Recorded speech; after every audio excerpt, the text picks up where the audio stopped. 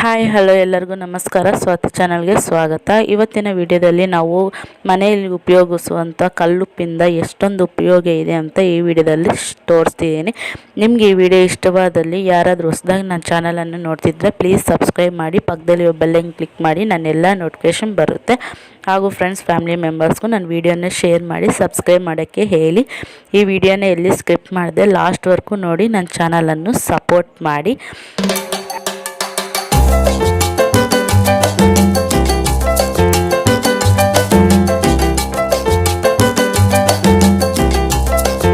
ಹೊಸದಾಗಿ ನನ್ನ ಚಾನಲನ್ನು ಯಾರಾದರೂ ನೋಡ್ತಿದ್ರೆ ಪ್ಲೀಸ್ ಸಬ್ಸ್ಕ್ರೈಬ್ ಮಾಡಿ ಸಪೋರ್ಟ್ ಮಾಡಿ. ಫಸ್ಟ್ ಏನಂದರೆ, ನಾವು ಈ ರೀತಿ ಉಪ್ಪನ್ನು ಮನೆಯಲ್ಲಿ ಉಪಯೋಗಿಸ್ತಾ ಇರ್ತೀವಲ್ಲ, ಆ ಉಪ್ಪಿಂದ ಎಷ್ಟೆಲ್ಲ ಉಪಯೋಗ ಇದೆ, ನಾವು ಏನೆಲ್ಲ ಉಪಯೋಗಿಸ್ಕೋಬೋದು ಅಂತ ಈ ಸಿಂಪಲ್ ಟಿಪ್ಸನ್ನು ನಿಮಗೆ ಶೇರ್ ಮಾಡ್ತಿದ್ದೀನಿ.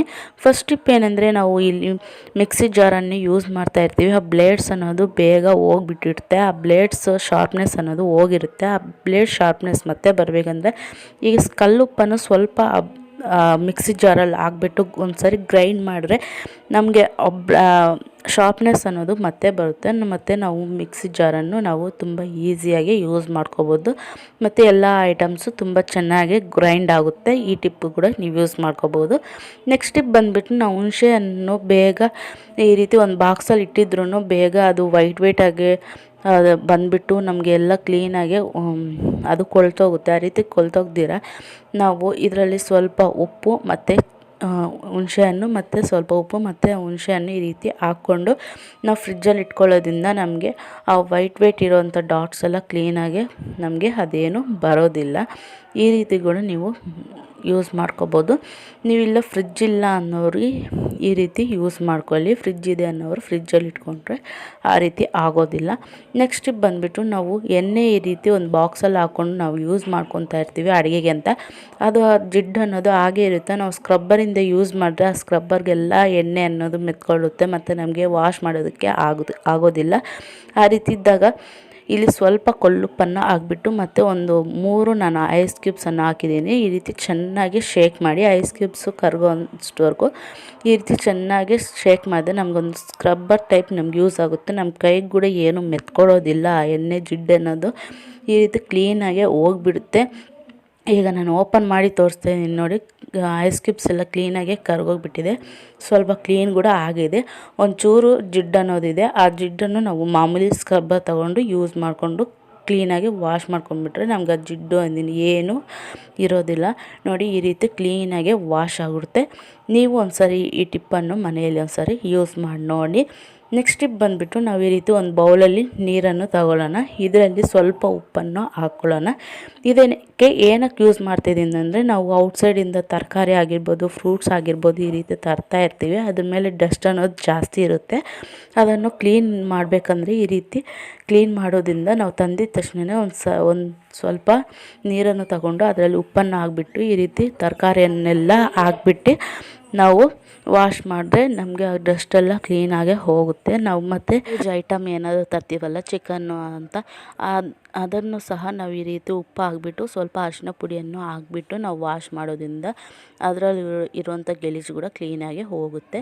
ನೆಕ್ಸ್ಟ್ ಟಿಪ್ ಬಂದುಬಿಟ್ಟು, ಸ್ವಲ್ಪ ನೀರಿನಲ್ಲಿ ಉಪ್ಪನ್ನು ಹಾಕ್ಬಿಟ್ಟು ನಮಗೆ ಕಲರ್ ಹೋಗುವಂಥ ಬಟ್ಟೆ ಇರುತ್ತಲ್ಲ, ಅಂಥ ಬಟ್ಟೆಗಳು ನಾವು ತಂದಿದ ತಕ್ಷಣ ಇದರಲ್ಲಿ ನೀರಿನಲ್ಲಿ ಹಾಕಿಬಿಟ್ಟು ಸ್ವಲ್ಪ ಹೊತ್ತು ನೆನೆಸ್ಬಿಡ್ಬೇಕು. ನಮಗೆ ಜಾಸ್ತಿ ಹೋಗುವಂಥ ಕಲ್ಲರು ಹೋಗುತ್ತಲ್ಲ ಅಂಥದ್ದು ಫಸ್ಟು ಸ್ಟಾರ್ಟಿಂಗೇ ನಾವು ಈ ರೀತಿ ನೆನೆಸಿಬಿಟ್ರೆ ಅದು ಇರೋವಂಥ ಕಲ್ಲರೆಲ್ಲ ಕ್ಲೀನಾಗಿ ಹೋಗಿಬಿಡುತ್ತೆ. ಮತ್ತು ನೆನೆಸುವಾಗ ನಮಗೆ ಸ್ವಲ್ಪ ಕಲ್ಲರ್ ಅನ್ನೋದು ಹೋಗುತ್ತೆ. ಪೂರ್ತಿಯಾಗಿ ಕಲ್ಲರ್ ಹೋಗುತ್ತೆ ಅಂತ ಹೇಳೋಕ್ಕಾಗೋದಿಲ್ಲ. ಸ್ವಲ್ಪ ಇರೋವಂಥ ಕಲರೆಲ್ಲ ಕ್ಲೀನಾಗಿ ಹೋಗಿಬಿಡುತ್ತೆ. ಮತ್ತು ನಾವು ನೆಕ್ಸ್ಟ್ ಟೈಮ್ ನೀರಿನಲ್ಲಿ ಹಾಕುವಾಗ ಸ್ವಲ್ಪ ಕಲ್ಲರ್ ಅನ್ನೋದು ಹೋಗುತ್ತೆ, ಜಾಸ್ತಿ ಹೋಗುವಂಥದ್ದು ಸ್ವಲ್ಪ ಹೋಗುತ್ತೆ.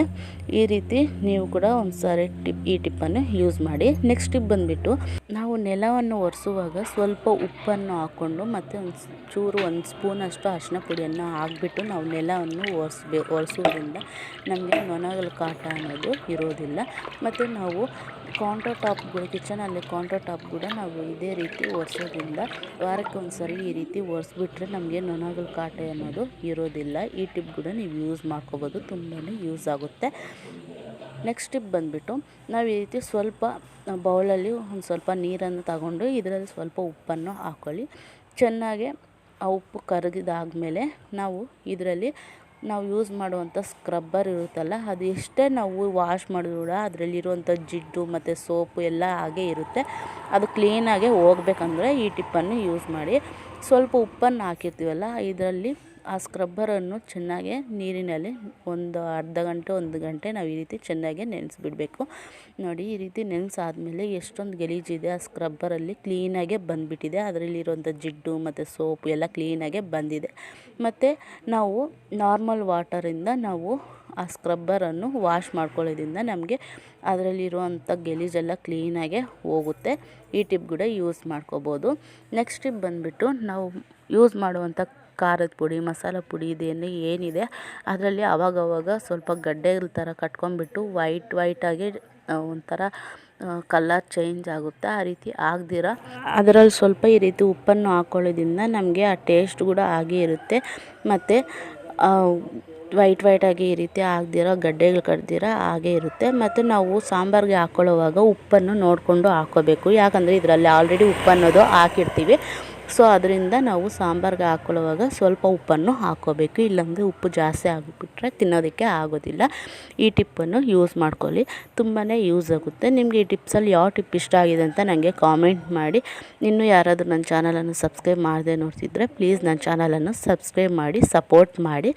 ನೆಕ್ಸ್ಟ್ ಟಿಪ್ ಬಂದುಬಿಟ್ಟು, ನಾವು ಈ ರೀತಿ ವಾಟರ್ ಕ್ಯಾನ್ಸನ್ನು ಯೂಸ್ ಮಾಡ್ತಾ ಇರ್ತೀವಲ್ಲ, ಆ ವಾಟರ್ ಕ್ಯಾನ್ಸನ್ನು ನಾವು ಕೈಗೆ ತೊಳೆಯೋದಕ್ಕೆ ಆಗೋದಿಲ್ಲ. ಅಂಥ ಟೈಮಲ್ಲಿ ಅದರಲ್ಲಿರುವಂಥ ಪಾಚಿ ಎಲ್ಲ ಕಟ್ಕೊಂಡ್ಬಿಟ್ಟು ನೀರಲ್ಲಿ ಅದು ಹಾಗೇ ಇರುತ್ತೆ ಗಲೀಜು. ಅದನ್ನು ಹಾಗೆ ಕುಡಿದ್ಬಿಟ್ರೆ ನಮಗೆ ಹೆಲ್ತ್ ಸ್ಪಾಯ್ಲ್ ಆಗುತ್ತೆ. ಆ ರೀತಿ ಆಗದಿರೋ ನಾವು ಸ್ವಲ್ಪ ಕಲ್ಲುಪ್ಪನ್ನು ಹಾಕ್ಬಿಟ್ಟು ಅದ್ರ ಜೊತೆಗೆ ಸ್ವಲ್ಪ ಅಡುಗೆ ಸೋಡನ್ನು ಹಾಕಬೇಕು. ಮತ್ತು ನಿಮಗೆ ಬೇಕು ಅಂದರೆ ನಿಂಬೆಕಾಯನ್ನು ಅದರ ರಸ ತೆಗೆದ್ಬಿಟ್ಟು ಇರುವಂಥ ಸಿಪ್ಪೆ ಇರುತ್ತಲ್ಲ, ಆ ಸಿಪ್ಪೆಯನ್ನು ಇದರಲ್ಲಿ ಹಾಕ್ಬಿಟ್ಟು ನೀವು ಬೇಕಾದರೆ ಯೂಸ್ ಮಾಡ್ಕೋಬೋದು. ಸ್ವಲ್ಪ ನೀರನ್ನು ಹಾಕ್ಬಿಟ್ಟು ಚೆನ್ನಾಗಿ ಆ ಬಾಟ್ಲನ್ನು ಶೇಕ್ ಮಾಡಬೇಕು. ಈ ರೀತಿ ಶೇಕ್ ಮಾಡೋದ್ರಿಂದ ನಮಗೆ ಅದರಲ್ಲಿರುವಂಥ ಗಲೀಜೆಲ್ಲ ಕ್ಲೀನಾಗಿ ಹೋಗಿಬಿಟ್ಟು ಒಂದು ಸ್ಕ್ರಬ್ಬರ್ ಥರ ಯೂಸ್ ಆಗುತ್ತೆ. ಆ ಸಾಲ್ಟ್ ಉಪ್ಪು ತುಂಬಾ ಯೂಸ್ ಆಗುತ್ತೆ. ಈ ರೀತಿ ಕ್ಲೀನ್ ಮಾಡ್ಕೊಳ್ಳಿ. ಈ ರೀತಿ ಒಂದು ವಾರಕ್ಕೊಂದ್ಸರಿ ಈ ರೀತಿ ನಾವು ಕ್ಲೀನ್ ಮಾಡ್ಕೋದ್ರಿಂದ ಅದರಲ್ಲಿರುವಂಥ ಡಸ್ಟೆಲ್ಲ ಕ್ಲೀನಾಗೆ ಹೋಗಿಬಿಡುತ್ತೆ. ಮತ್ತು ನಾವು ನಾರ್ಮಲ್ ವಾಟರಿಂದ ಅದನ್ನು ಕ್ಲೀನಾಗಿ ವಾಶ್ ಮಾಡ್ಕೋಬೋದು.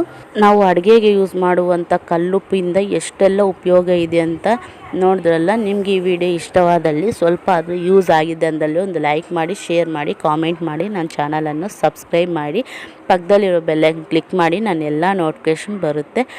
ಹಾಗೂ ಫ್ರೆಂಡ್ಸ್, ಫ್ಯಾಮಿಲಿ ಮೆಂಬರ್ಸ್ ಜೊತೆ ನನ್ನ ವೀಡಿಯೋನ ಶೇರ್ ಮಾಡಿ, ಸಬ್ಸ್ಕ್ರೈಬ್ ಮಾಡೋಕ್ಕೆ ಹೇಳಿ. Thanks for watching and please ನನ್ನ ಚಾನಲನ್ನು ಸಪೋರ್ಟ್ ಮಾಡಿ.